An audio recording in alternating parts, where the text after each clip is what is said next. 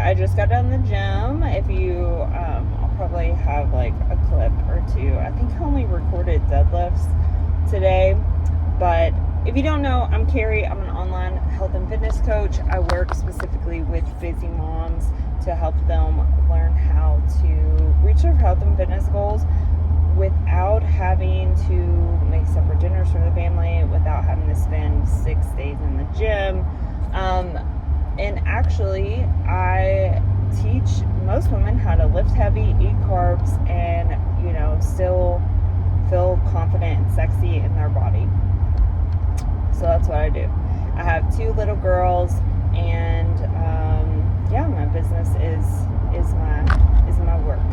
So anyways, I just got done the gym, and it's the best compliment you can ever get is, wow, you are strong. It just feels so freaking good. Even more so when someone says like you look good. For me, like sometimes when people compliment my body, I start like getting in my head about it, and it's just from like old trauma and stuff around body image and restrictive things that I've had to work through. But someone telling you like, wow, you're strong, it feels so freaking good. And there's actually a lot of studies. I try to I'm gonna make my point in a second and talk about the studies, but I try to compliment my girls on the things they do, like their hard work, the effort they put in a lot, because for one, there's a lot of parenting things that like I felt in my soul like just didn't align. And so I like read there was these studies done on like it basically was, there was groups of kids. I think one group was complimented on their hard work. They were like studying for a test, they were working hard, or like I think the compliments were all around what their actions were, how they were showing up studying, and things like that. The other group was complimented on things like, you're so smart, you're so intelligent, like and there was another group that like I think was like the control group, who didn't have either or. They just took the test, and the kids that scored the highest were the ones that were complimented on like working hard. There's just like a lot of information around like that's what improves confidence and like how someone views themselves. And a lot of times complimenting like the way someone looks or their intelligence or things like that, it puts a lot of pressure on them.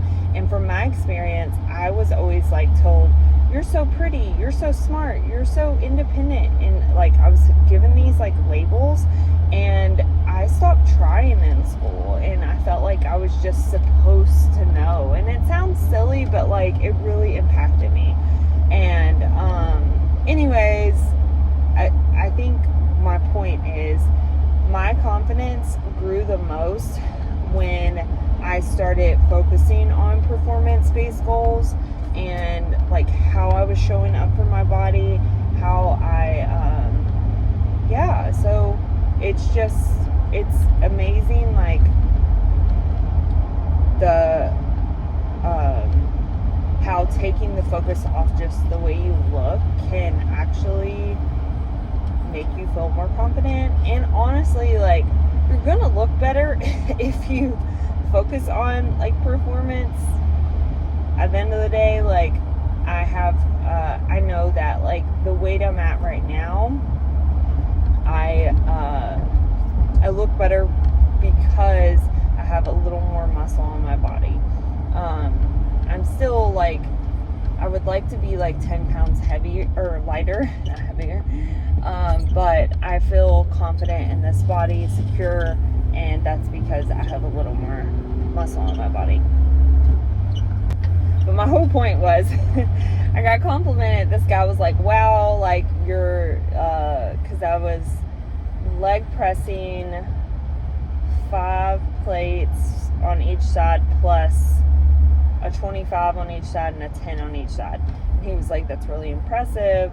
blah, blah, blah. He said my deadlifts were impressive, but really I feel weak as shit on my deadlifts, but that's a whole nother story. Oh my god. But it felt good because last year I dealt with some, or it might have been the year before actually, I dealt with some like back issues, and I couldn't lift as heavy as I like, so it does feel really good to get stronger and to watch what your body can do versus just always focusing on how it looks.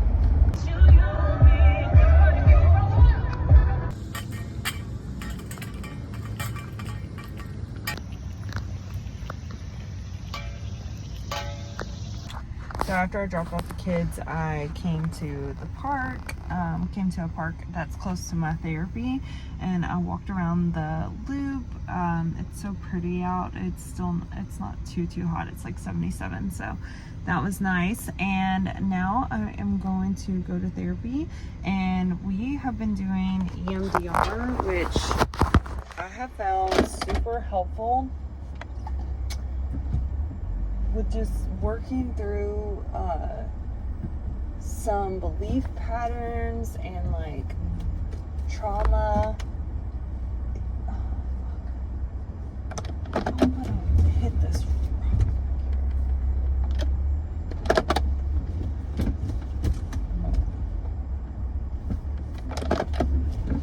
okay, I can't drive.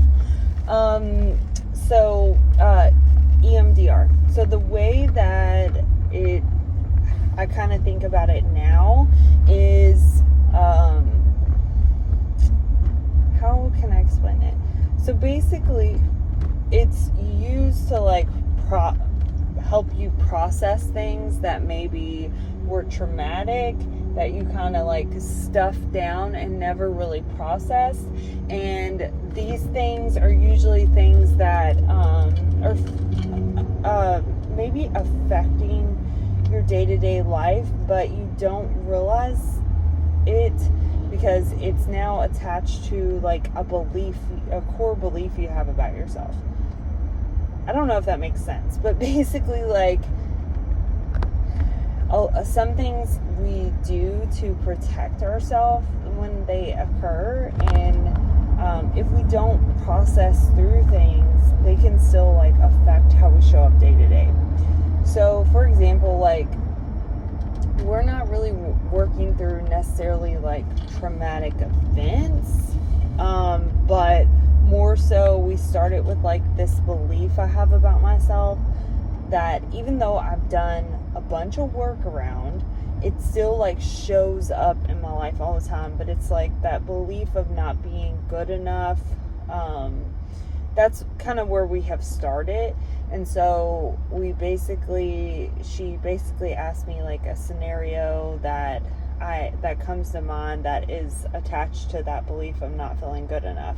So I started with like this situation that happened with an ex-boyfriend when I was like, I think I was like 17, and he got physical with me. It was a pretty bad situation, but I feel like I've kind of worked through it. I didn't feel like a lot of I don't feel angry. I've been in recovery for a long time, so in recovery we like do resentment lists and work through a bunch of stuff. Anyways, I didn't feel bad about that, but I didn't like the way my parents reacted, and they made me feel like, I know they didn't intend to do this, and like I love my parents and hopefully they don't watch this, so maybe I should cut this part out. But anyways, in that situation, I just basically, the way people around me reacted, I didn't feel like good enough. So I started with that scenario, and then as we progressed, like by the end of it, I was like crying and hugging my teenage self. Like it just like went there. But you use bilateral stimulation, and you can do it different ways, but my therapist has me hold these two little devices that are connected to each other, and they basically just vibrate left and right. Is how we do the bilateral stimulation. And kind of how she explained it too is like you're kind of connecting your emotional side of your brain with your logical side of your brain, to like process through those events. But it's crazy what has come up. It's funny too, because for one, I never cry in front of people, and I haven't really felt, since like getting sober and like working through a bunch of stuff, I feel like I haven't really felt super emotionally attached to events in my life. It's like I can talk about the most horrific things and not feel like emotional about it. But this is like healing in the sense that I'm like just like digging deeper.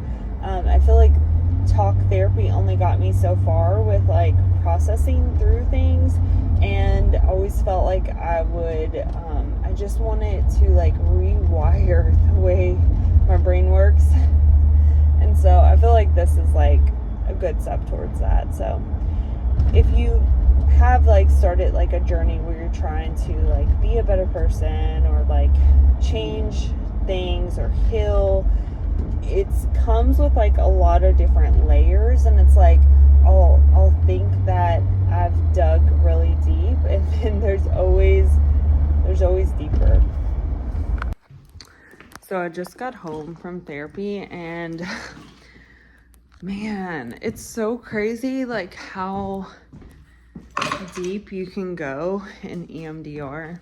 And I didn't think that I would already be getting this much out of it, but today we started talking about a situation that happened to me when I was like, I think I was like maybe 16 or 17.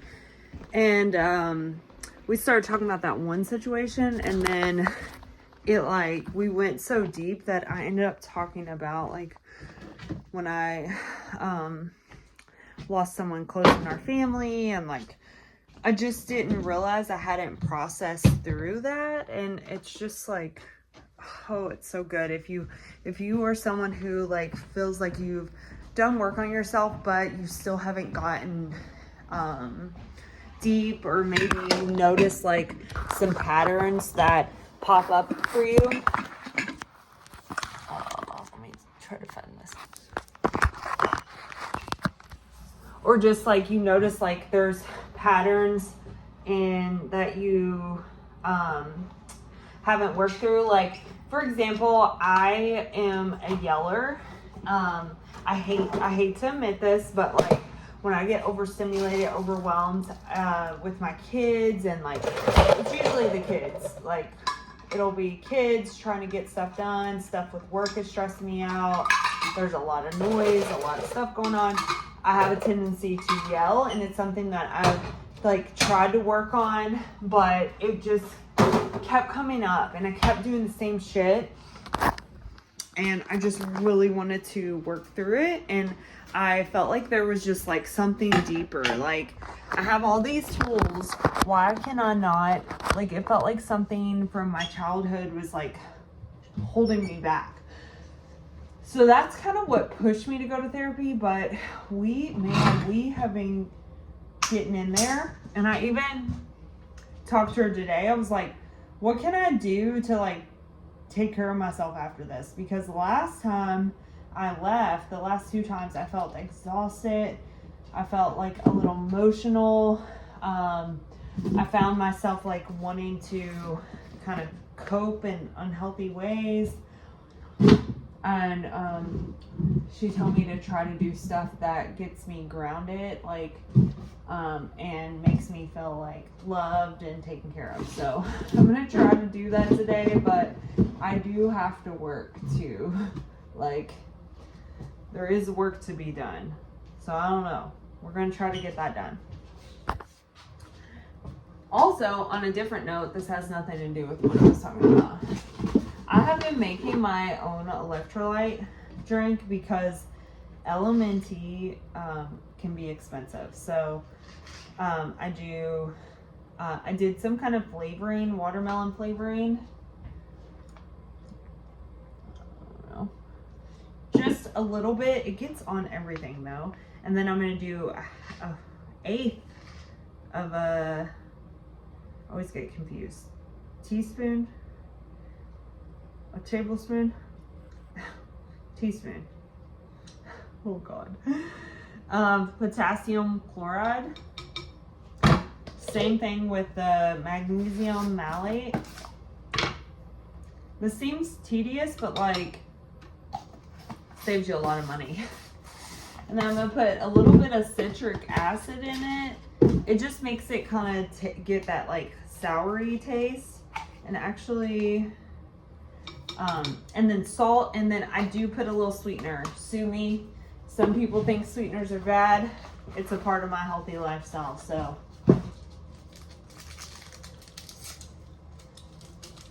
And I just gotta put the salt in, and it's not, don't get me wrong, it doesn't taste the same as LMNT, but it's close enough where I can get my electrolytes and save some money.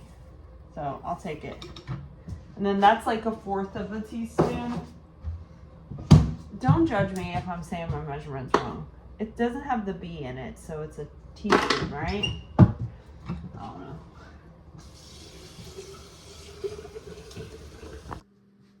Okay, I just realized I'd never put chicken in the crock pot, so I don't have any food prep. My hair is crazy. So I threw some tuna in a bowl. Now I'm throwing some broccoli.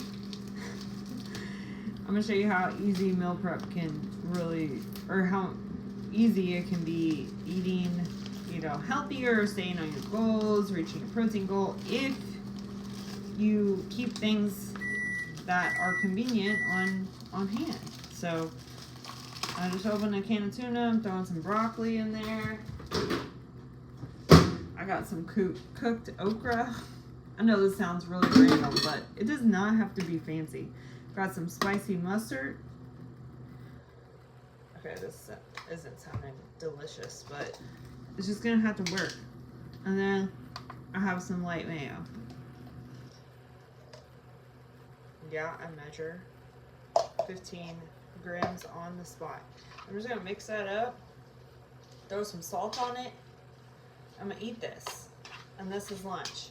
Usually I would have I have some wraps and some potatoes, but we're having spaghetti tonight, so I'm gonna keep this a little of a lighter meal and probably have like a protein shake later, as my second thing that I eat in the lunch or for lunch. And it's actually pretty good. All right, smile. Kelly. Hi, Alvin. Simon. Are you gonna take a bite and tell us how it is? Say 1 through. Why are you eating it like that? 1 through 10. 10 being the best, 1 being the worst. What do you rate it? 1. 1 is the worst donut ever? You hate it? No. 5. A 5? It's okay? 10 means it tastes so yummy. 10. Okay. Alright, Kelly. 1 through 10. 10.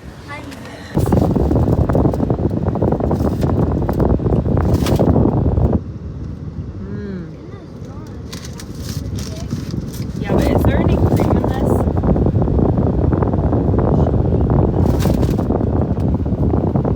Here.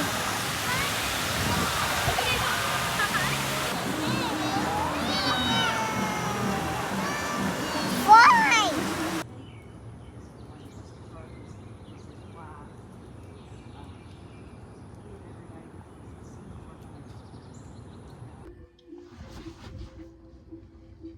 Look, this is a big piece. Let it soak in that butter. I put mine like this.